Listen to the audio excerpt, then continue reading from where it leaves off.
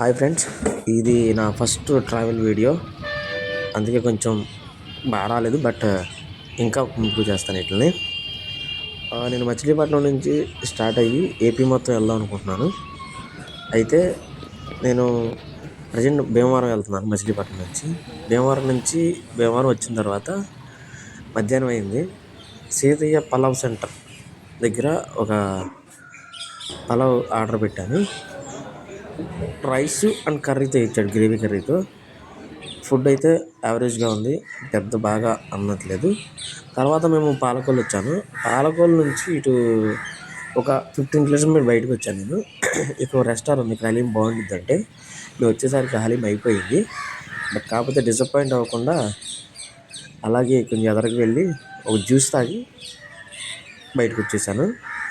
Next నేను Narsapur and Kakinada వెళ్తున్నాను. నా వీడియో అనేది కంటిన్యూస్గా మీకు అప్లోడ్ అవుతూనే ఉంటుంది.